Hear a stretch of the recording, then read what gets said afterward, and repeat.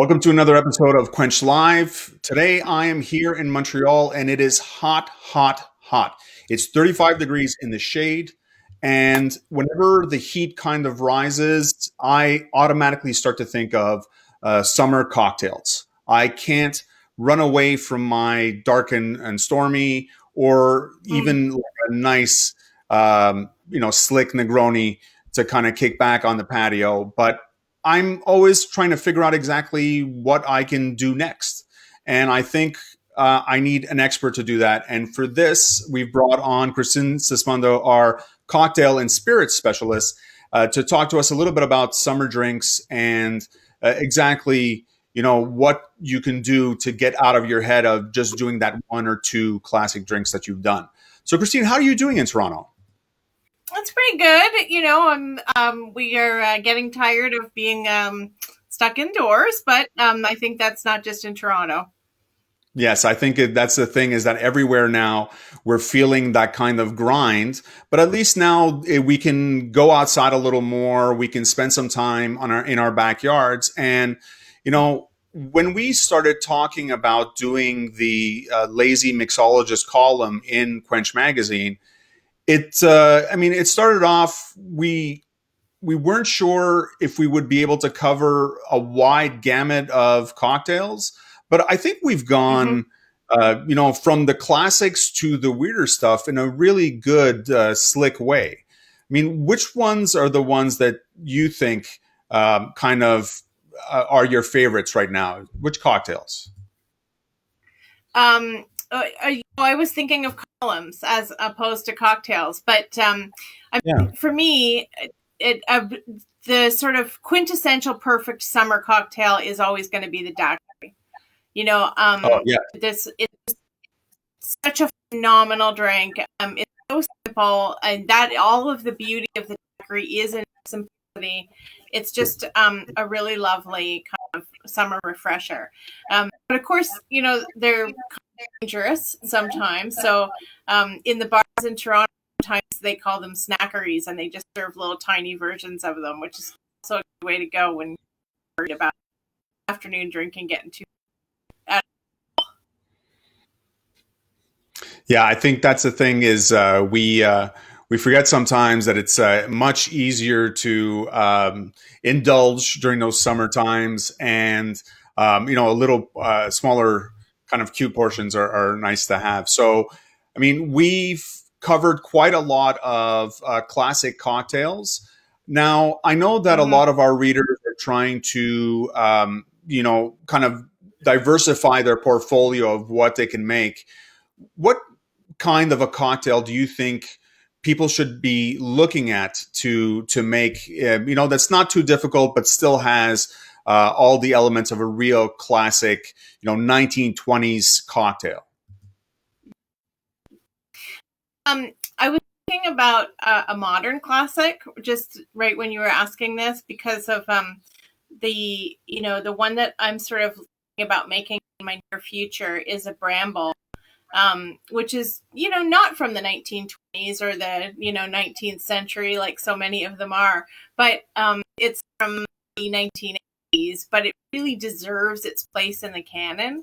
And the Bramble is just such a wonderful drink because it's really like crushed ice, lemon, gin, maple syrup, or you can use I use maple syrup because I make it kind of Canadian, and some cheese. And it's just really refreshing, and the ice melts really slowly, so you get to kind of savor it for a really long period of time as it kind of melts and becomes sort of a bit of a boozy slushy. I think that's a great one one that is neglected. Yeah, I think that we forget that the 1920s was kind of that resurgence, that birth of what we consider today the classic cocktail. But I mean, cocktails have progressed over time. They haven't stayed stagnant, and we've only had 6 cocktails over redone and rehashed over the years. There have been several new innovations in cocktail, even though the wide range of spirits hasn't really changed that much. We still have rum and different vodkas and that kind of stuff, but it hasn't really gone past that. But we've still been able to innovate. where what time, what kind of decade do you think was that kind of new resurgence for cocktails? Are you still, when you hear classic cocktails, are you still thinking 1920s, or are there modern ones that are really making their way into our menus?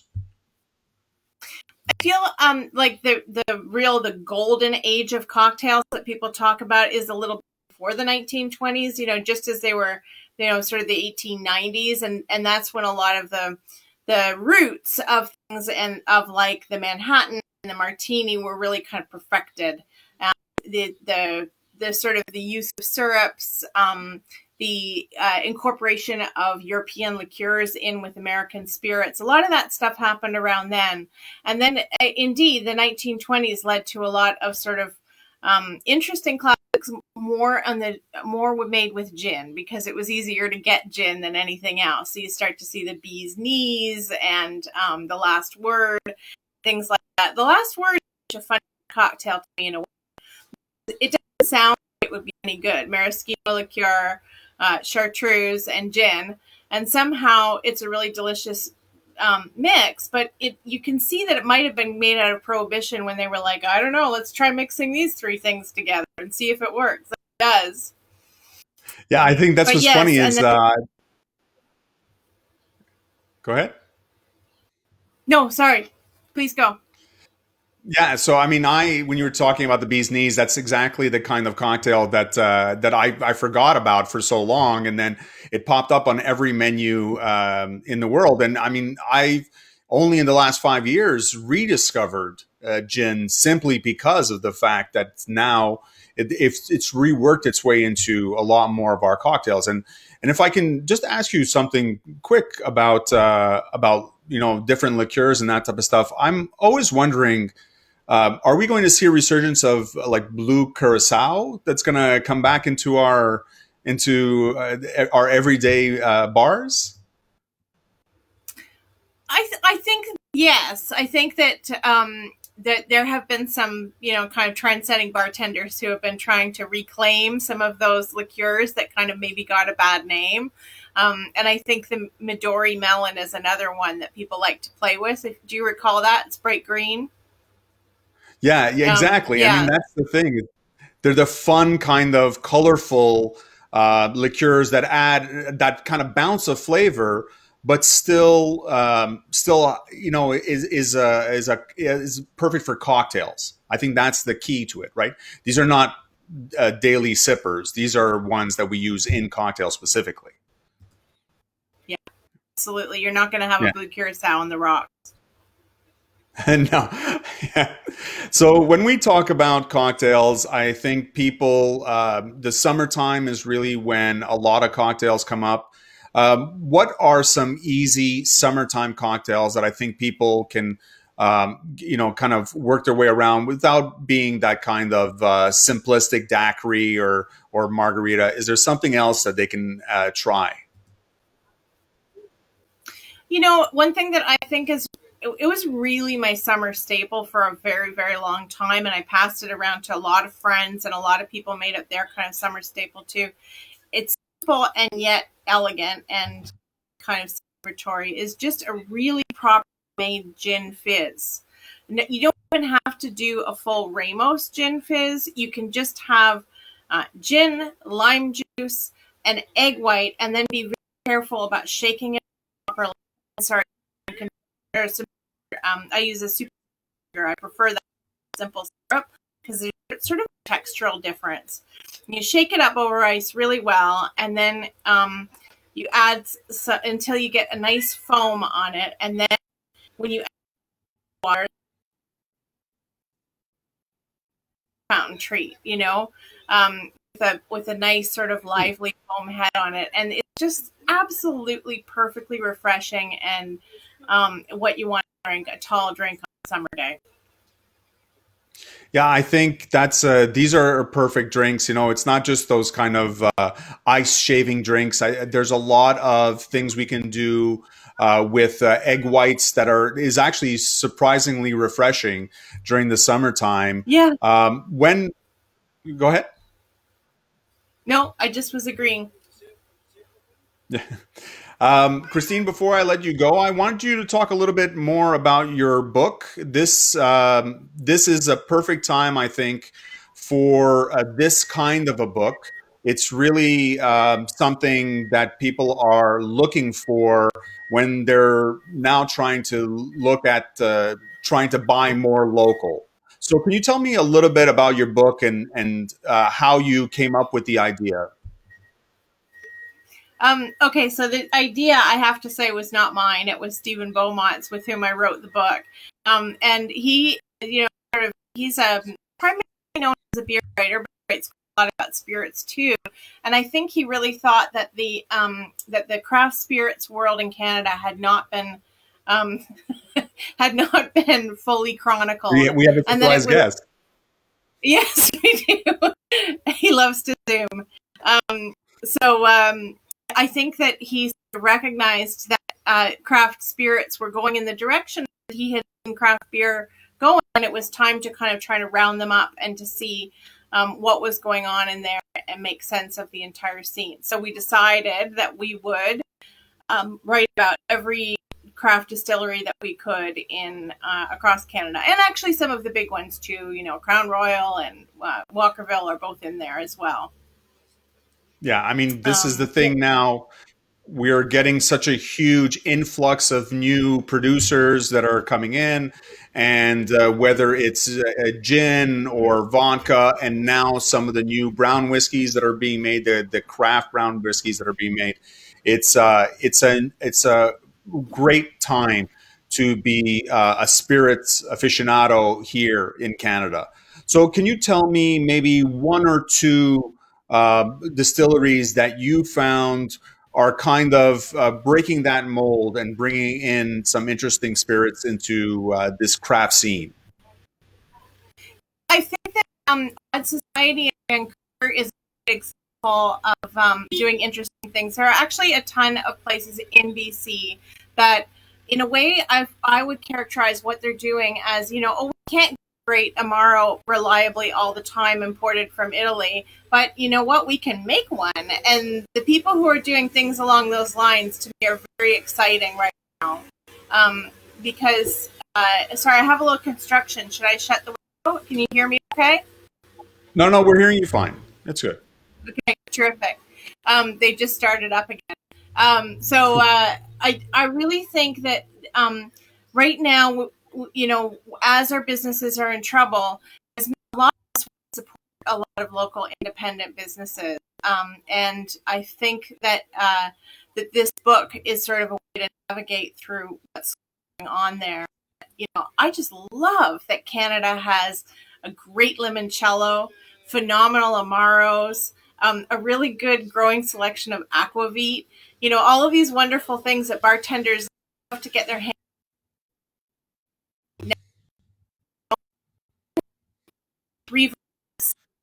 on right now. Taz makes one, and Trainer makes both a white and a red vermouth. Yeah. So actually, can you tell our? Go ahead. Sorry, you were cutting out. If you can you tell our readers in the book and I mean, do you have a it just came out recently, but there must be some talk of getting a new edition up and maybe revamping and adding some distilleries, especially in the last little while. There've been a huge influx. Yeah, it was really like a moving target putting this together, because we would think we had finished Alberta, and then we'd find out about two new places in Alberta. But yeah, it's called Canadian Spirits, and the publisher is Niz, which is a Canadian East Coast company, and that might actually be the fastest place to order it from at this point, given the slowness of Amazon. Some of the local distilleries also carry it, and I'm sure that bookstores, little bookstores in Canada, like Type in Toronto, and places like that, will have it as well. Chapters as well. Okay, so we'll put a link to the book on our website. You can see right now the link to Christine's columns, The Lazy Mixologist, which is now what we've been doing for over 7 years. So there is a good large field of classic to more obscure cocktails that you've done over the last little while. I wanted to kind of end with one cocktail that I found really interesting, but people may not necessarily think of putting together, and that's the one with the beef broth. Now, how did that even start? The idea of beef broth in a cocktail? I think that was a bit of a trend for a while, a mid-century trend that people were really having beef broth and they were drinking it. I am just trying to remember exactly when it was, whether it was the 60s, the 70s, but people started adding vodka to their beef broth the same way that you sort of like making a Bloody Mary in that family of drinks. A Bloody Mary, sort of more like a breakfast drink, than something, this is not aperitivo hour we're talking about, because quite frequently people would add in like Worcester and Tabasco, and they would make this sort of savory concoction. And then when the bone broth trend came back just recently, a few years ago, bartenders decided it was time to try to revive old drink. What it was called was bull shot, and it was vodka and beef broth and mixings. Yeah, and that's not even the weirdest one of the cocktails. I think we went even further when we tried to we did a column on butter in cocktails. Now, if you thought beef broth was something, butter in a cocktail is even more interesting. I mean, how did that even come about? And I guess there's about a bunch of different kind of things happening with butter, because there was a whole washing trend that happened where people were making foie gras bourbon or bacon bourbon, and some people were doing it with butter and what spirit you wanted to add. It wasn't as new as people thought, because we did have hot buttered rum. I can't tell you exactly how old that is, but it's definitely way more than a century old.